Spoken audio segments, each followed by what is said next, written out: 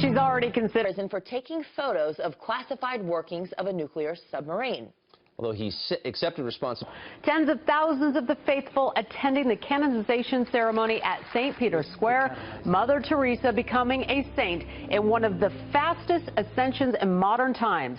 Good morning, and thank you for being with us on Fox and Friends Weekend.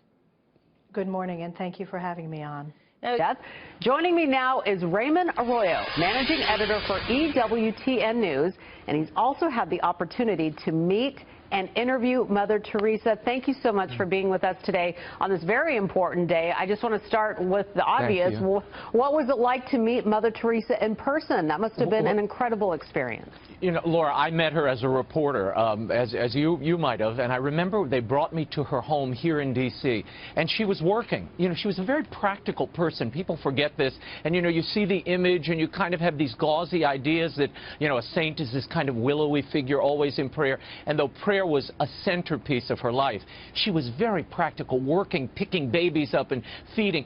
The thing I most remember, they brought me in, and she was feeding this child who was very ill, and I said, "Mother, I'd like to talk to you." She said, "Well, come here." Well, I walked over. She gave me the spoon and the food, and I'm feeding the baby, and she continued talking, working with someone else. Very practical. She used to say, "Do small things with great love," and that's probably the thing I'll most remember about her, because she so exemplified that every moment. Bringing people into her practice, and I understand that your wife met her too in sort of an unconventional way. You want to tell us about that? Yeah, that was a funny story. We were in the foyer of their home, and there was a statue of the Virgin Mary, and when Mother Teresa left, she would always say a prayer with the whole community to this statue. Well, my wife was so enthralled and kind of nervous, she was looking at Mother Teresa and blocking the statue. So Mother got behind her and pulled her hair. She turned around, and they held hands and prayed. She had this warm, radiant smile. She was always filled with joy. And the amazing thing, Laura, we discovered after, when they began to read her private papers, her letters, she had this deep inner darkness where she couldn't feel God. She couldn't experience Him. And internally went through great suffering. And yet she made this commitment to offer a smile and kindness to everyone she met. It was always about the other with Mother Teresa. And well, that's a great question, and the answer is because Mr. Trump cares about all Americans, not just... You noted that she was very simple and practical, and she had a motto to do small things with great love, and that really did seem to capture her life and her work, and you mentioned it has reached around the globe.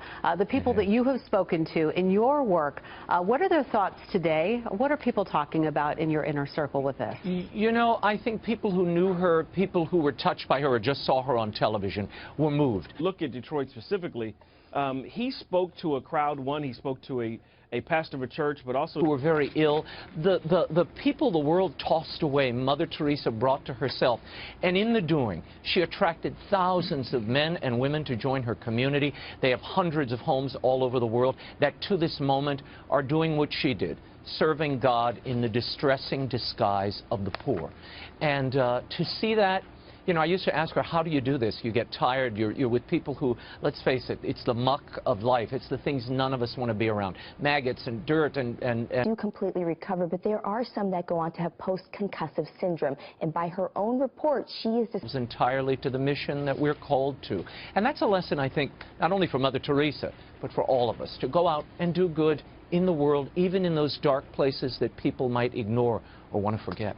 You know, over 1,000 tickets were given out for the ceremony today, and the countless believers who watched on TV and online. I want to leave you with one question in terms of what you think we can all take away from Mother Teresa becoming Saint Teresa. What can we take away from that today? You see those 120,000 who packed into the square today. That was the tickets given. There were many more down the Via Conciliazione. The message, I think, is to go out of yourself, no matter what you're going through. You may be called to something important, and that you owe it to God, to those gifts, to make good on them. And that was Mother Teresa's, I think, example and witness. It was little things. She said, you don't have to do anything great.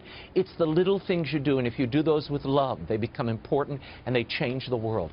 That's who I think St. Teresa of Calcutta really is, and that's the message we should take away from her canonization. Incredible. Yes, mercy and peace. Raymond Arroyo, thank you so much for being with us today. Thank you, Laura.